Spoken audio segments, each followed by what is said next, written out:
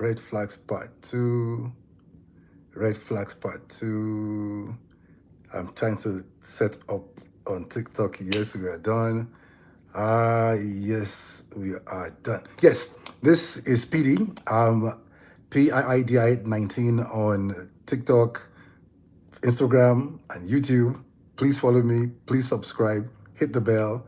Do all that you need to do, and share the link. Okay. I'll start with don't marry a person that's always defensive. We're talking about red flags. Red flags, these are the things you need to notice in the person that you want to see or you want to marry or spend the rest of your life with. So it's really, really important that you don't make a mistake. If you make a mistake, it's going to cause you pain. It's going to cause you a lot of discomfort. It's going to just cause you a lot. So you don't want to do that. So that's why it's very important that you really listen and follow through on this recording. Yes, you don't want to marry a person that's defensive, always defensive. And if you're already seeing a person, or if you're defensive, you gotta know that being defensive is a red flag. It's not a good thing. You don't want to be defensive. If your partner has a problem and an issue with you, listen to them. It is important that you hear them out and weigh it. Thank them for bringing the issue to you, and then weigh the issue and tell them, you know what, I've heard what you said, and I'm going to work on it. I'm going to see what I need to do to just make it better. Don't just see, if they have a problem, they have a problem. Being defensive does not remove the problem. So if you just get defensive, on everything, one thing is your partner is going to feel that they're not heard, which means they're with you a lot, but you're not hearing them. You're not hearing their pain. You're not hearing their discomfort. You're just not hearing them because you are so proud. You don't want to be perceived like you got it wrong. So you always are right in your mind, and you're willing to defend your rightness. So if you're that person, change.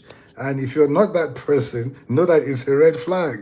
So an overly defensive person is going to be a problem. It's never fun living with an overly defensive person. So big red flag, make a note there and be sure that you don't want to do that.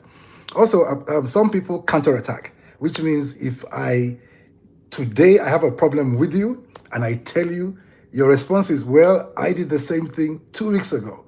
But the issue is, the problem is the one I am bringing to you today.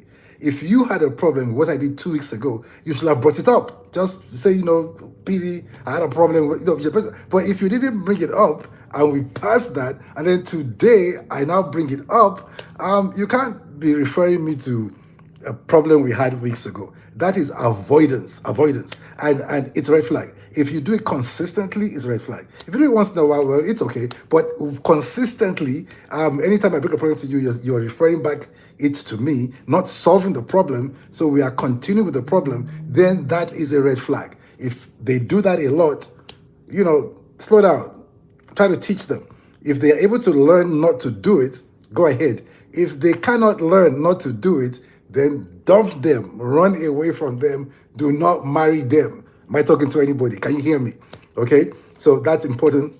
Silent treatment. Silent treatment is like acting like a baby, an immature baby. So if you ever run into a person who their response to conflict is silent treatment, if they can't learn to stop it and start to engage you and communicate with you if they have a problem with you, then you need to leave them. It's a red flag. Do you know what it is like to live the rest of your life with a person who gives you silent treatment? Anytime you make a mistake, anytime anything is faulty, they just clam up, they don't talk, and then it's like torture.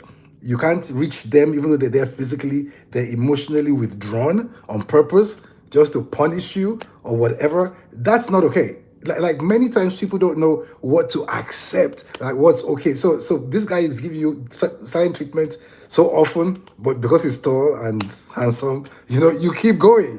And then after you marry and you've done a couple months, you realize that actually this can't work. This level of silent treatment is torture. It's painful, and you don't want to live the rest of your life in pain. I'll tell you this: no matter how much you love or like a person, if they hurt you consistently, causing you pain, there is a threshold that the pain will get to that you will want to get away from them. No matter how beautiful they are, no matter how handsome they are, you will be happy to get away from them forever because they're causing you pain. So understand that anything and get a sense where you may be able to bear it for a few months while you're dating, but always project the problem and the pain for like the rest of your life. Because when you marry, you're hoping that you're going to marry this person for the rest of your life. And if that's what you're hoping, then you've got to really put into consideration any kind of hurt that they're bringing to you. The key here is this: if they are teachable, meaning what the pain I cause you today, you can teach me to behave differently and not do it. And then so I could be okay. But if they are not teachable, they are going to torture you for the rest of your life. And you're probably not going to wait for that to happen before you get out. Okay, so understand that. We're talking about red flags. The power of choice is yours. At the end of the day, nobody should be able to force you to marry somebody.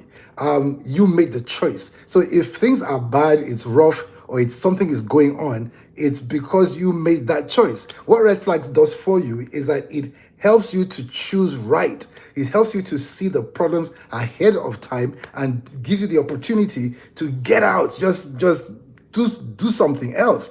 And the truth is that whoever it is that you're seeing is not the last okay person in the world. There are more okay people in the world. There are more okay. There are people that can fit you. People that can complement you. And so don't be afraid to move. Don't be afraid to move. And the idea that, I have to start again from fresh. Let me tell you, in business, if you find out that an investment is a bad investment, then it's a bad investment. Any good money you throw into a bad investment is lost. It's the same thing in relationships. If this is a bad relationship, then, once you have determined that this is bad, then get out. No matter what it costs to start afresh, it's still better than to continue investing in a losing project. Do we get that?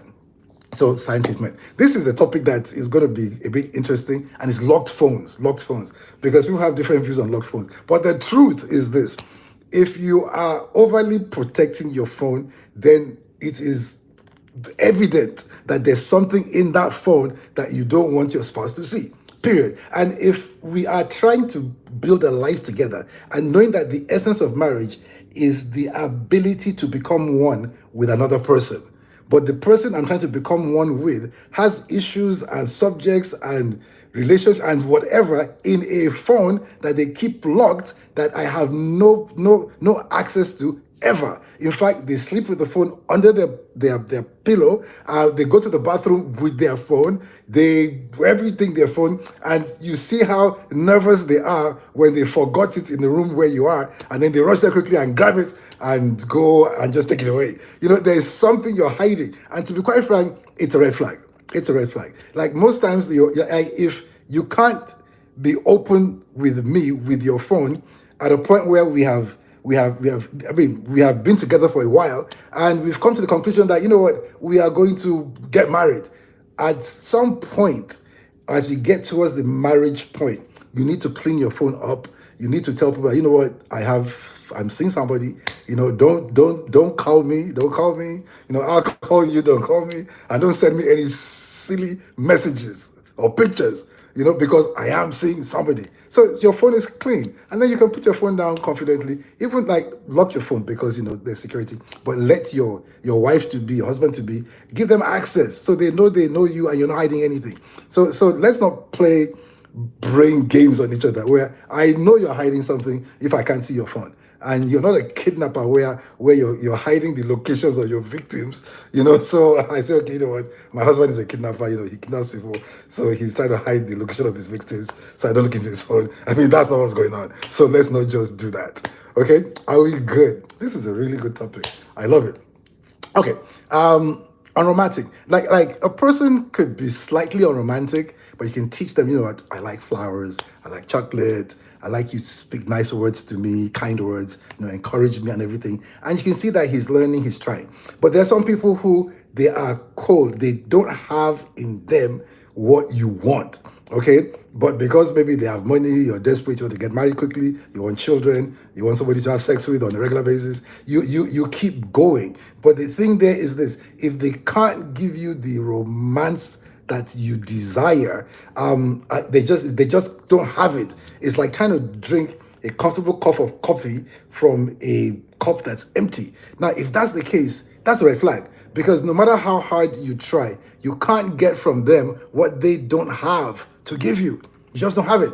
And if you don't have it for them to give it to you, then you're going to be frustrated because you're asking for it and you're looking for it. Okay? So are we good? So you don't want to do that. Okay. Anybody that has an excessive amount of friends of the opposite sex, I mean, that's a problem.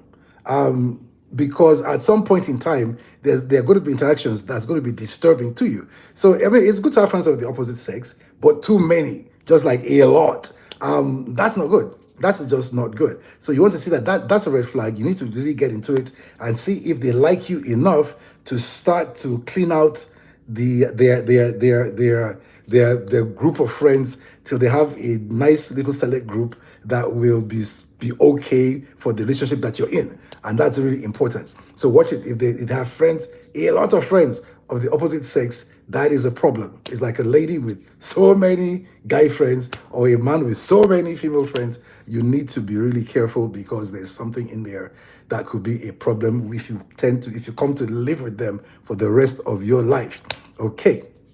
um Avoid people who avoid introducing you to their parents. Like if you've been dating them for what, 6 months, and in 6 months you haven't met their parents, that's a red flag. Where really, or you haven't gone to their home, there's just no move to make this relationship go deeper. After 6 months, 9 months, um that's not a good thing, because if stuff is going to happen, it happens in like 3 months or so. By 3 months, some parent is he's trying to get to say hi to some parents, or she's okay. But if after a long time there's just nothing going on, that is not a good thing. It's a red flag. It should be spoken about. Now, the issue about red flags is this: some red flags, when you see them, you just get out, you run. Some red flags, when you see them, you want to slow down and start to talk about it. Hopefully, something can happen. Okay. Some red flags, when you see them, is like you stop till the other person gets some help, gets some counseling or something. And let me tell you just upfront: anybody who refuses to get counseling will be a bad spouse. It's a huge red flag. So it's okay to see a problem and say, you know what, why don't we get counseling because of this problem that we're seeing, and let's really get somebody professional to tell us what to do. But if they don't agree, it means they are a person who refuses to make themselves available to get information. And to be quite frank, if you ever have a problem in a relationship, it's going to be about your mindset. It's like somebody's mindset is okay doing for them something that's going to hurt you. And as it hurts you, you tell them, but they don't change the mindset. They continue to hurt you till your pain gets to a threshold, then there's a break. So if they are able to make themselves available for counseling and they can hear things out from a neutral person, then things will work. So keep that in mind at all times. Okay. Yelling and threatening. It's not normal that people yell and threat, that just threaten you and shake you down. If you're with a person who yells and threatens, that's a huge red flag, because living the rest of your life with a person who is shouting at you, threatening you, making you feel unsafe, unprotected, it is bad. And you've got to know this: marriage doesn't change people. Too many times you all just feel, well, he's shouting now and he's yelling, or she is shouting and yelling and she's threatening and everything. But after I marry her, just the seriousness of marriage will make this person serious and stop. That is a lie. It doesn't happen. Marriage does not change people. You're going to see more of what you've been saying.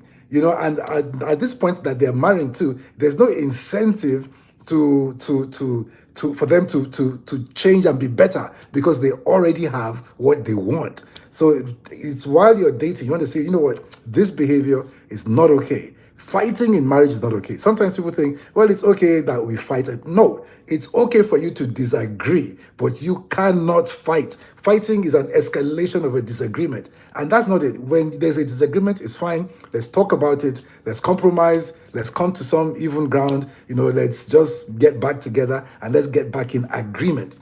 Okay, but when we fight, when we disagree, and then we fight, everybody's trying to defend their own position to the point where we are fighting. That's bad. Any person that's willing to fight you is going to be a poor spouse, and that's a red flag. So fighting, huge red flag. You don't want that. Also, there are people who, when you are with them, they blame you for everything that goes wrong. If anything goes wrong, you're the one.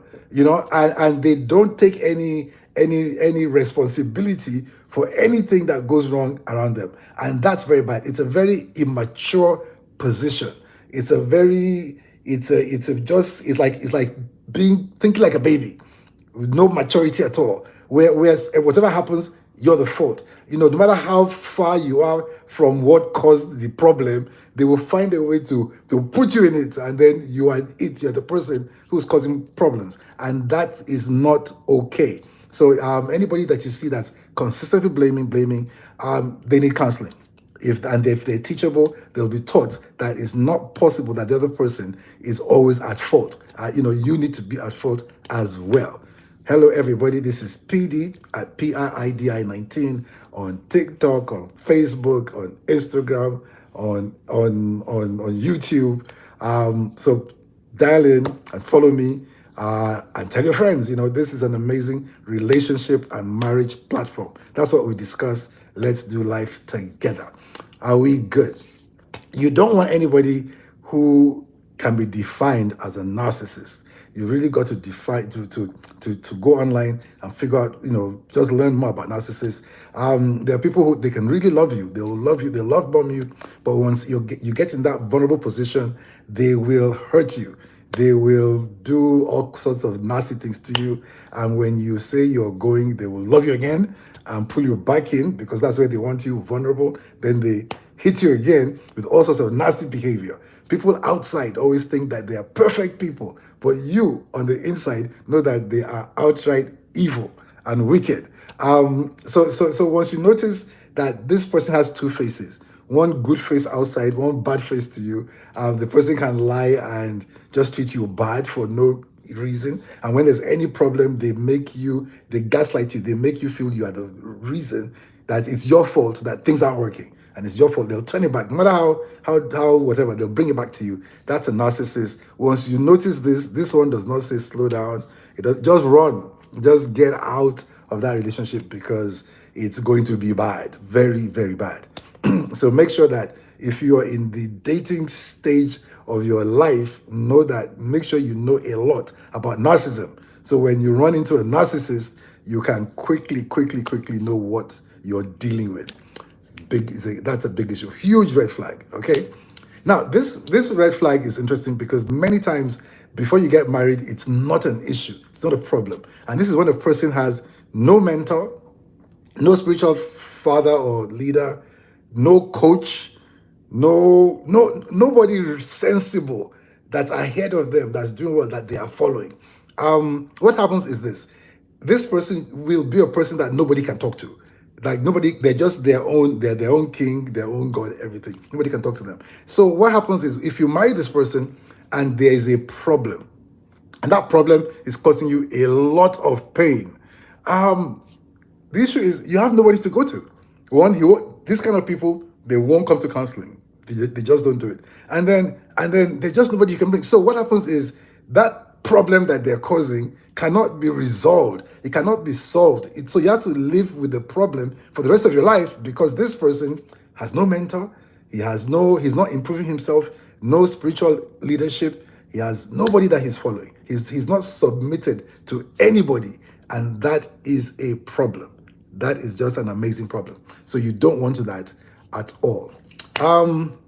Also, Excessive drinking is a problem. Like it's cool that a guy, is okay, he drinks sometimes, and he's a boyfriend and he's cool and everything. But when you get a husband who is drinking excessively, and the drink is affecting his job, affecting his relationship with you, affecting everything, it's a big problem. And this is one thing that many people in the dating stage, they don't, it's like, it's not a big, I mean, the guy he drinks a whole bottle of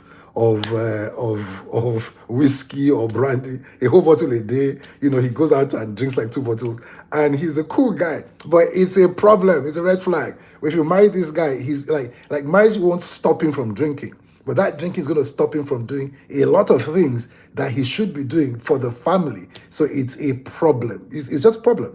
Even a person that's smoking weed, if like it's like when you marry a person, you're putting the issues of your life in his hands. You're putting your children in his hands. You're putting a lot of things in his hands. But if he's smoking weed, and we all know that weed affects your judgment, that's a problem. That's just a problem. Putting your life in the hands of a person who is doing something that's affecting their judgment, it's a red flag.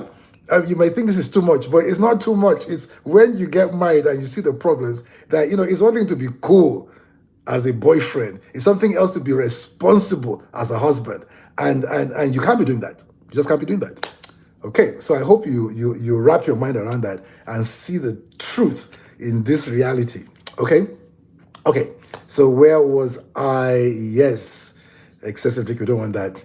Demanding. Love is not demanding. So if you meet a person who, as you're loving them, they're demanding. It's like, because I love you, you must be like this. Because I love you, you must do this thing. Because we are in love, you must. So it's a demanding love. It's not sustainable for a lifetime, because we're talking about lifetime now. So it's just not sustainable. You love is giving, but love can advise, like, okay, I advise this. Love can direct, like, it'd be good to go this way. Love can request, I'm requesting, but love is not demanding, where you must do this. If you don't do this, then I cannot love you, and we're going to have a problem. You must do. And so if you just find out that this person that you're with is demanding, it is actually a red flag. Stop, get some counseling, see if they'll change, do a few things, and if they change, great. Okay, but if they don't change, and that's one thing, in the dating stage, if they don't change completely and they line up with what works in marriage, then get out. Just say, okay, I like you, but friend zone them. No, let's just be friends. I'll always be there for you, but let's just be friends. And get on your merry way and go find a person that has more sense. And don't forget that, because a lot of people get stuck in relationships, and worst of all, get stuck in marriage. The worst thing that can ever happen to you in your life is to be stuck in a marriage with the wrong person. That is the worst thing I can tell you now, that can happen to you in your life, where you come to a realization that I made a mistake. I shouldn't be in this marriage with this man or this woman, because getting out of marriage is not easy. So this teaching on red flags is where you can see and say, well, you know what, these are the things to avoid. These are things to do. This is what's going to be okay with me. Are we good? Time is moving like really fast. Okay. Ah. Da, da, da, da, da, da, da. Now, it's a red flag if you have a person who is overly dependent on their parents. Because if they're overly dependent on their parents will rule over your house.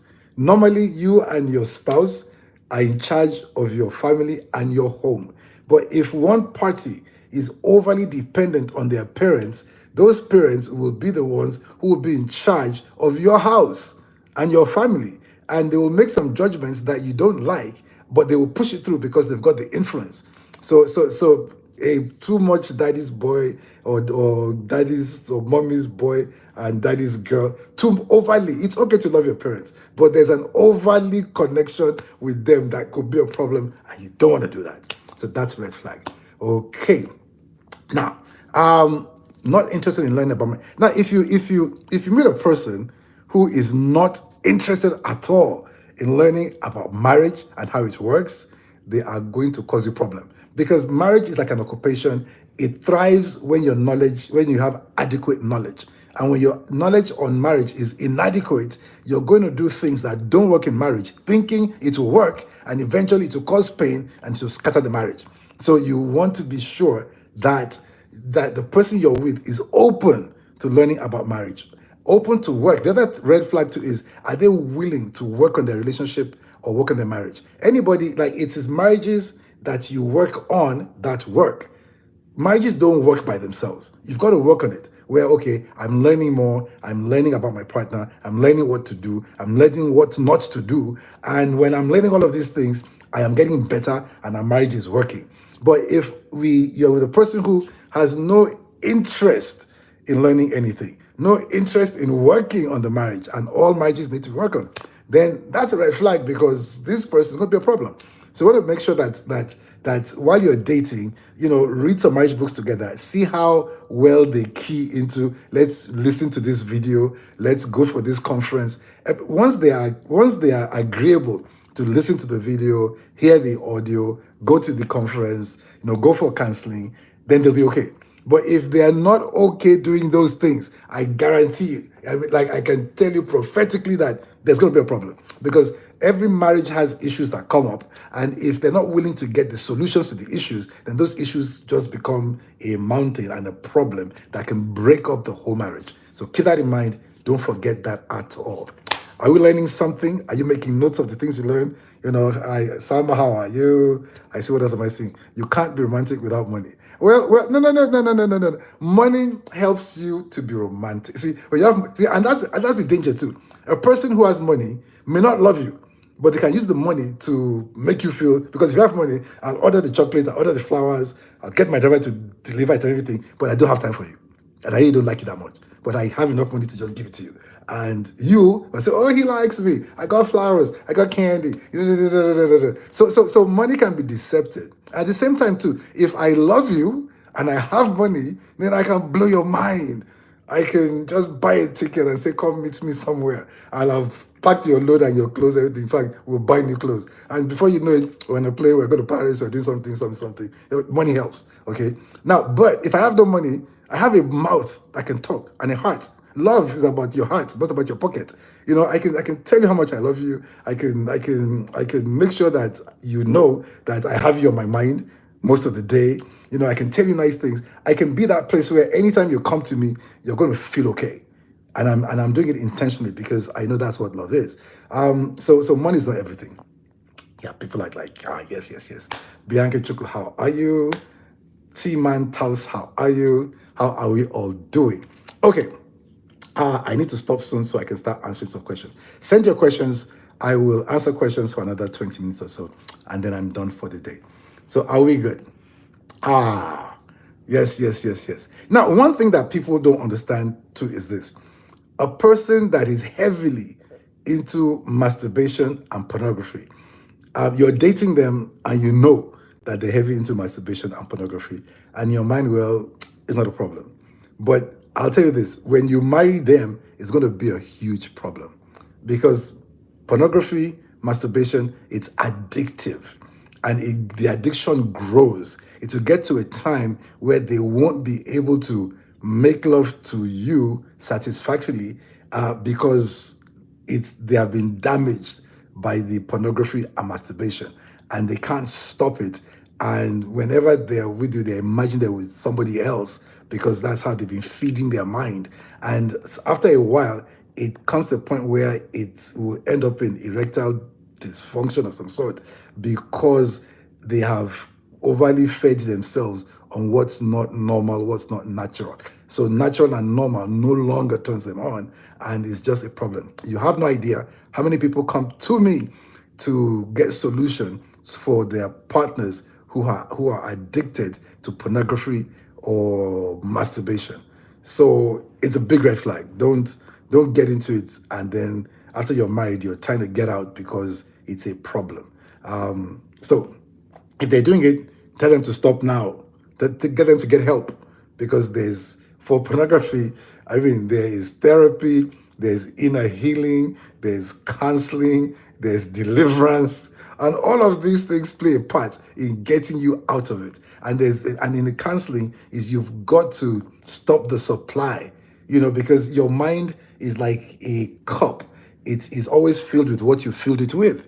So if you fill your mind with pornography and masturbation, that's what's in it, and that's what it will continue to look for and get for itself. You've got to stop the flow of the bad stuff and start a new flow of positive stuff. Go and read your Bible and listen to gospel music and fill your mind with something that's positive. So because it's about displacement. That's the only way to push out the bad stuff. You can't order the bad stuff to get out of your mind. It will not go. But you can bring other things in your mind that's clean, that will push the bad stuff out, and you'll be in a better place. Are we good? You are really getting to learn some serious stuff today. Okay. Then let me see. Don't follow somebody who just wants to get married quickly. They just want to get married quickly, quickly, quickly, quickly, quickly. It's like people make mistakes in the haste. If you take your time, all the problems will be revealed, mistakes will be revealed, and then you'll make a right decision. Never meet a person and in 2-3 months you are married. It hardly ever works. Okay, so because people say, well, I've prayed about it, and the Holy Spirit has said I should go. That's a cop out. The Holy Spirit expects that you use your brain, because the Holy Spirit give you a brain. So you're not supposed to do Holy Spirit only. You're supposed to consult the Holy Spirit, then use your brain.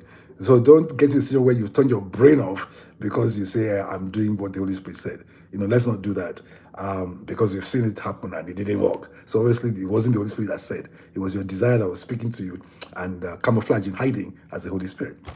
Are we good? Am I talking to anybody? Are we learning something? If you're learning something, send me a thumbs up. Let's see a couple thumbs up, and let's know that we're learning something. Okay.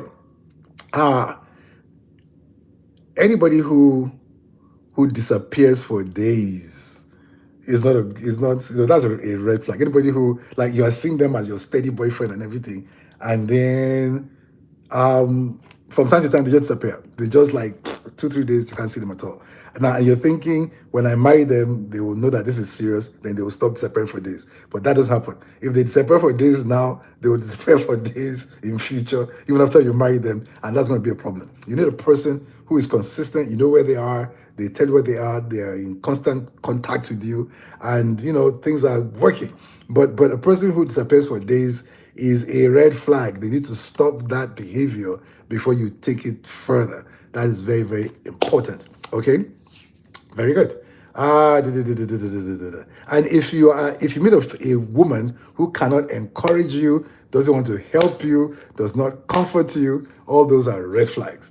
And if you meet a man who's not willing to love you, the verb love, is not willing to protect you, and is not willing to provide to some degree, that's a red flag, because the purpose of the man in this marriage is that he will protect you, he will provide for you, and he will love you. And love is not like just emotional love. This is a person who has committed himself to be a blessing to you, intentionally, unconditionally, sacrificially, and a person that is selfless. With you, it's never about themselves. They're always thinking, how will they serve you and just be there for you? And that's what the man's role is. And if they're not showing all of these things, then it's a red flag. It's a red flag, because marrying them will not be enjoyable, because they're not willing to perform their roles, because there are roles. No matter how you look at it, there are gender roles in marriage. Are we good? Okay. I think I talked about shouting. Shouting is a red flag. Yes. And need somebody to talk to them. That is true. So do you have any questions? I'm going to look very quickly to see what questions we have. If you have your questions, just put it up there, and let's see how it goes. Questions. Do I have any questions? I'm looking just to see the questions that we could have. And yes, I see a few questions. My tablet is doing something. Okay, it's like first question is like, what's the biggest red flag that we could have? Biggest red flag for me is a person that can't be taught, because if they can't be taught, it means that in my marriage with this person, whatever mistakes, whatever they don't know, that's causing them to to to to that's causing them to do something that's causing me pain, I realize that if I cannot teach them to do something different, they will cause me pain all the time. And if they're going to cause me pain all the time, there's a limit to how much pain I can take. And if for real they won't change, then whatever that pain is going to be a problem. So for me, I think the biggest one is having being unteachable. Are we good? Now, let me see. What else do we have? How can you tell the difference between a real red flag and just an annoying habit? Now, I'll tell you this: an annoying habit that continues to to be annoying is a red flag. So an annoying habit needs to be dealt with. The thing about relationship and marriage is that there must be communication. You must be able to tell the other person something about themselves, and they must be able to receive it, think about it, and make an adjustment. And this is something you must test the person you're with to make sure that they can do that. So even that annoying habit, they must have the ability to change it. No, but once it's like they can't change the habit, and watch out for this statement with anybody that you're with. This is who I am. It's a very bad statement, and it's a very bad mindset. Anybody who says this is who I am is telling you that I am not willing to change. I don't care what I am doing to you is causing you, but I will not change. I will not improve. I'm not willing to bring forth a better version of myself. So this is who I am. Okay, so once you, this is who I am is a huge red flag, because people must be taught that nobody has reached the peak of their abilities. There is a better version of you that's waiting in you to come out. The only thing that is waiting for is information, because when you know better, you do better. So this is who I am is a bad mindset. Don't do it. Don't do it. Okay. Why do so many people ignore red flags they see right away? Is it optimism, fear, or something else? Most times it's optimism, because when I talk to people who are on the verge of divorce, I ask them that the problem that you're seeing now that's causing this problem, did you see it before? And they always say, I did. They just didn't know this is what it will feel like in marriage. So most times people see the red flags, but they don't know what the red flags will become in marriage. They don't know how much pain and frustration those issues will cause them in marriage. And that's the problem. Okay. Another question we have here is, can you share examples of subtle red flags that are easy to miss but dangerous over time? Something like a person that's opinionated. Initially you might say this person is wise, or this person knows a lot. But if they're opinionated, it means at any point in time, what they say and think is right. In their minds, you don't know anything. You're a lower level human being, and you just can't get across to them. So even when it's frustrating when you live with a person who you can't share your thoughts or your ideas with, and they always put it down. They just trivialize it like, you don't know anything. I'm the expert. This is what you do. Done. And that's bad. So that is one subtle red flag that you want to. In fact, there are many subtle red flags. They don't know. I mean, people being prideful is very bad. Where you're just a proud person. Initially, it could just be funky, like he's a proud guy, But living with a proud person is always a problem. Okay. Is it possible for red flags to be fixed, or should we always take them as deal breakers? Not every red flag is a deal breaker. Many red flags can be fixed. Okay, there are many people who they were not self-aware, which means they're not aware of the hurts that they cause. They're not aware of some characteristics or habits they have that's causing problems. So when they become more self-aware, where I know I tend to be impatient, so I'm working on that. I know I tend to be loud, I'm working on that. I know I tend to be whatever it is, but I'm working on it. And that's good. I'm working on it successfully, and eventually I'm no longer that person. I'm a better person. So yes, they can be fixed. What are some red flags that usually show up early in a relationship? By the time the guy gets, or one person gets angry and they physically fight you, it happens, and then they'll say sorry like it's going to go away. No, if you're able to cross that line where you violate their boundaries to the point where you will fight them or beat them or slap them or something, and then you say, no, no, no. If a person hits you, get out. Just like, you know what? If it was okay in your mind to raise your hand and bring it down on my face, you have a problem. There are many issues that you need to go sort out seriously before you can come talk to me again. Okay? So be sure that you don't get physically abused and then you stay there hoping for the best. Nope, that's not gonna happen. How do you address a red flag with a partner without making it confrontational? That is true. If you are confrontational in your addressing a red flag, then you are going to find out that it could cause a fight or a problem. But the issue is this: don't like make sure that your body language is okay, the tone of your voice is fine, and it's like, dear or darling, that thing you did that day, it really hurt me. It doesn't make me feel comfortable. I would really like that you do not do it again. And I know this, there's got to be mutual respect in every relationship, because I've seen sometimes when a woman is just, she can't talk. So the guy has disrespected you like seriously, and you're afraid to call him to order because he may feel disrespected. That there's something going on there that's not okay. If you've really done, and no matter what it is, like, let the person know that, I love you and we're doing great in many, many, many areas, but this area needs to be worked on. And know this, if all you do is highlight the problems, then your spouse is going to not be okay, or he may push back or she may push back. So make sure that you highlight things that work. It's like, oh, the way you did this thing, that was really nice. That was really good. And the way you did that, and today you're looking like amazing and everything. But that thing you did the other day, I didn't like it. Now that person knows that you love them because you've spoken enough love, and now you're bringing up an issue. So you have the grounds to pick up an issue. But if the only time you speak is a problem and you never highlighted anything good, they notice that eventually they'll push back. So you don't want to do that.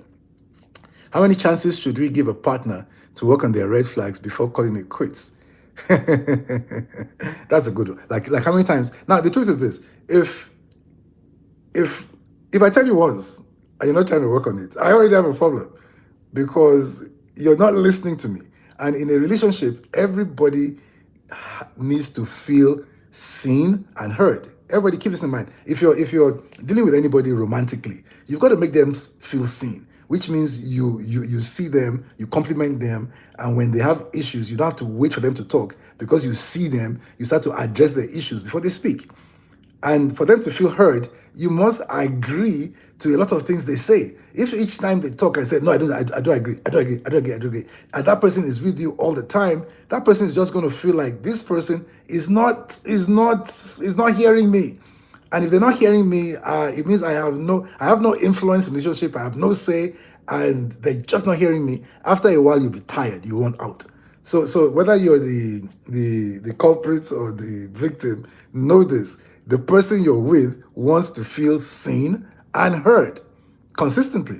So work on that. Okay. So you don't have to, like, chances. You don't give too many chances though. It's like you need to be working consistently on the issues that we have. And if you are a person that you just don't work on issues that we have, then I want to go find a person that does, because you're going to be a problem to me now and in future. And you don't want that. At the end of the day, know this: if you find yourself in a bad marriage or a painful marriage or even in a divorce, your hand is inside. Your own, you can't say, well, I was a saint, that person was a devil, and the marriage broke. Your hand is inside somehow. At the very least, you chose that person, and that involves you. Like, I chose the wrong person. So you don't want to choose the wrong person. Okay. What role does self-awareness play in identifying red flags in a partner? If you're aware of yourself, you know what your like one thing is this: many people, if I ask you right now, what are your boundaries? You have not really articulated your boundaries to yourself. And if you have not articulated your boundaries to yourself, then you can't articulate it to somebody else. And if that person doesn't know what your boundaries are, they could easily violate your boundaries consistently. I know this. Anytime your boundaries are being violated consistently, then you are being abused. Just know that anybody in your life, friend, whatever, that consistently violates your boundaries is abusing you, because they're doing things to you that you don't want, you don't like, that's make you uncomfortable and feel bad, but they keep doing it to you. It is abuse. So everybody, let's learn up and know what we're doing and don't take abuse. Okay, I have time. Or did my watch stop? Do you think everyone has red flags, or are they only present in unhealthy relationships? I mean, everybody has some degree of red. There's nobody that's perfect, so everybody has some degree of red flags, and that's okay. But the issue is, are they willing to work on them? Are they willing to work on improving who they are? The key is this: anybody that you find who is willing to improve themselves will be okay. So they don't have to be good right now, but they're willing to improve themselves. And the only way a person improves themselves is by gaining more knowledge. So which means the only way you can improve yourself is by reading a book, listening to an audio teaching, listening to a video teaching, getting some counseling, having a mentor, having somebody that can speak into your life. And because they can speak into your life, then you are getting better. But if you cannot get better, that's a problem. Did we get that? So if a red flag doesn't, okay, if a red flag doesn't impact you directly, is it worth addressing in the relationship? This is a really good question, and I'll tell you why. Everything that you see them doing to others will eventually be done to you, because what they're doing to others is okay with them. It's part of their value system. Because they're chasing you now and trying to attract you, they've modified that for you. So they're not doing it to you. But after they have caught you and they are sure they have you, whatever they were doing to others, they will do to you. So be very observant. Where if this person is just rude and just like nasty to people outside, but they're nice to you, know that the day that their eyes will clear, they will be just as bad to you as they were to them. So keep that in mind. What are some red flags people often excuse because of a person's good qualities? Which is possible. You could see a person who they seem nice and everything, but from time to time they tell you a lie.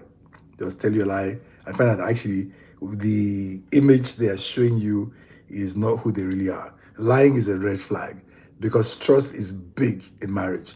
A marriage that has no trust doesn't even exist. It's really not a marriage. And if you lie, then trust is being broken each time you lie.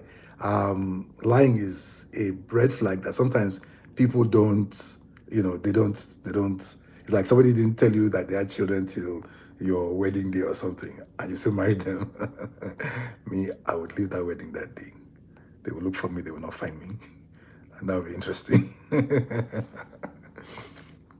Okay, how do we avoid confusing our own insecurities with actual red flags in our partners? You need counseling. You need counseling. And people think you only need counseling when there's a problem. When you are single, you need counseling, because there's counseling you get as a single person that allows you to really choose well and to either what is going on. So even as a single person, you should get counseling. As a couple, get counseling, because there are going to be issues that both of you can't really resolve on your own, or both of you can't even see. So when you get counseling with a professional counselor, you start to see and you start to make the adjustments that are necessary. And then even when you're married and the marriage is going well, you still need to get counseling. If you have a Rolls Royce or a really good car, will you now drive it without servicing it till it breaks? And no matter how good your marriage is, it can be better. Get counseling and get it better. So that person should get counseling. Are there cultural or societal red flags that people may not recognize in relationships? I'll tell you this. Marriage and relationship is an occupation. It occupies your time. And like all occupations, it needs the study of the principles that make that occupation work. Okay. And if your culture is saying something that violates the principles of marriage, that culture will cause you problems. So at any point in time, the principles of what you're doing will trump the culture that relates to whatever it is. So when it says that are there cultural or social red flags that people may not recognize in relationships? If it's a red flag, it's a red flag, even if it's culturally accepted. But if it's a red flag in marriage, it is a red flag. Because it's culturally accepted does not stop it from being a red flag in marriage. How do you differentiate between red flags and normal growth areas for someone in a relationship? The issue is this: a red flag is something that the person is not trying to change. He or she is not trying to grow out of it. So it's a red flag. But as long as there's, like you say, a normal growth area where somebody can, like, is growing, then it's not a red flag because that person is growing. But anywhere that they're stagnant and they are holding on to the ideology or the doctrine or the mindset, and there's no growth there, that's a red flag. Did you just get that? These are really good questions. How can you respectfully ask a partner about red flags you are sensing without making them defensive? Just nicely. It's like it seems each time I make a suggestion, you trivialize it and you just don't do anything about it. Can we start to look into, like, when I make a suggestion, let me have some kind of say, and you really get into what I've said and make me know that you took it to mind and that you probably will do something about it. If I speak that way, you can't fight me because I didn't come at you violently. I didn't come at you. I was, I brought out the facts. I said it nicely, and I know that I really love you, and I really would like things to get better. So there's no fight there now. And then if it turns out to a fight, then that's a red flag. Because I didn't come fighting. And if time I come with anything to say, you don't need to fight, then that's a red flag. We need counseling. Somebody needs to talk to you. Somebody needs to change your mind because that mindset is not okay. Are we okay? What should you do if you notice red flags in your partner but feel deeply in love? Red flags, no matter how much you love a person, when they consistently hurt you, they will see, everybody's pain has a threshold. Everybody's pain. So if you, for whatever reason, you allow a person to continue to cause you pain, it may be okay initially, but it will get to a point where you can't take it anymore. And at that point, you're gonna have to do something. So know that. So don't cover, like pain. You can't cover pain. You can't bury pain. Pain will continue to hurt you. And your best bet is to open it up and let the light hit it, bring some healing, get healed, and you move forward. Okay? Are some red flags more serious than others? Obviously, that is yes, they are. If so, which ones should never be ignored? Physical abuse should not be ignored for sure. That's one of the main ones. If a partner acknowledges their red flags and is open to change, should that change how you approach them? Definitely, definitely. Nobody's perfect. We were all brought up in different kind of homes, and so don't expect perfection. So when that person comes, work with them. If they're willing to work on it, then that's okay. It's when they're not willing to work or change or grow or improve, then that's a problem. What red flags should we watch out for that relate specifically to marriage? I mean, they all see. Think about marriage is this: marriage is living your normal life with somebody, one person, for the rest of your life. So like, if it's a red flag in relationship, it's going to be a red flag in marriage. They're all the same. They should be dealt with. People should change. Miriam, how are you? Yes. Oh, yes. Okay. If your partner's red flags align with your past traumas, is it worth continuing the relationship? Now, let me see. You're saying if your partner's red flags align with your past traumas, which means what they're doing to you, you've expressed it before. Is it worth continuing? Like the issue is this. It's like I'm repeating myself. If the person is willing to work on it, then it's good. If they're not willing to work on it, then it's bad. If you're meeting the people with the same problems all the time, then that's a cycle. There's something about the way you're choosing people. There's something about the way you're positioning yourself that's bringing the same kind of people to you. And that does happen. But even if that happens, if that person is willing to work on it, it will still work. If your partner's red flags align with positives, I did that. Is it better to confront a red flag as soon as you notice it, or wait until you see a pattern? If it's a red flag, I mean, don't be too impatient. Look at it again. Was it a one-off? But if you determine that this is not one-off, then it needs to be dealt with. And don't fight. It's a discussion. Like at any point in time, if you can't discuss openly with your partner, that in itself is a red flag. But then that could be you. It may not be on them. It just be on you not being able to, you're not being an open communicator. But you must be able to have a partner who, when I see issues, I can say, oh, the way you didn't agree with me outside the other day. I mean, that wasn't so cool. Next time, if there's a disagreement amongst us, don't say it outside. When we get home, let's trash it out. Okay, so when we're outside, we're speaking with one mouth and we're united, because that's how I believe we should be. And say, okay, that's true. I didn't really think about that. Sure, next time I won't do that again. Simple. You brought it up, it's been responded to, and things are okay, and that is fine. Okay. Ah, when addressing red flags, how can you avoid it turning into a criticism session? Now, there's got to be balance. Don't always, like I said, don't don't bring a complaint. Don't bring complaints consistently. Make sure you bring encouragement. You did this so nice. You did that so nice. But over here, I think you can do it better. And even your language, I won't say, well, you did it badly, but I can say there are ways you can do it better. So the person doesn't feel, oh, I'm being, somebody's attacking me or whatever. So choose your language. Choose your language. You speak good English. If not, you speak good whatever language you speak, and speak it, and make sure that you're speaking from a heart full of love. When you're speaking from a heart full of love, what comes out will be love. If in your heart there's anger already and there's some kind of frustration already, when you speak, there's going to be anger in your speech. There's going to be frustration in it, and whoever you're speaking to will push back at those things, because anger can never bring anything good out of anybody. Keep that in mind. Like anger, I've never seen where anger was got anything good out of anybody. It can get you a response, but it will not get good out because it's anger. So don't do that. Okay? Very good, very good, very good. We have 1 more minute. Let's make it pay. How much does your gut feeling play into identify red flags in a partner? You don't need gut feelings in a partner to identify your red flags.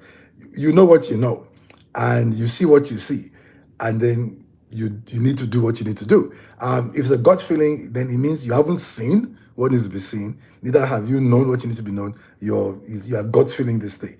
But no, but wait till you see what you see, and you know what you know, and you're responding appropriately to that. Well, this is 60 Minutes with Piidii. I'm here every Friday on all these platforms. Make sure that you come again next week. Please subscribe. Please follow me. Please hit the bell. Right now, this recording is on TikTok, it's on YouTube, and it's on Instagram. And tell your friends. Same time. It's 8:30 Nigerian time PM, 2:30 Dallas time in the afternoon. I'm here. We will learn a lot, and we're going to have amazing marriages, amazing relationships, no pain. Everything will just be nice because you've been trained. So God bless you all, and I will see you all very soon. Bye bye, everybody. Bye. Let me see. Where do I end this? Yes, I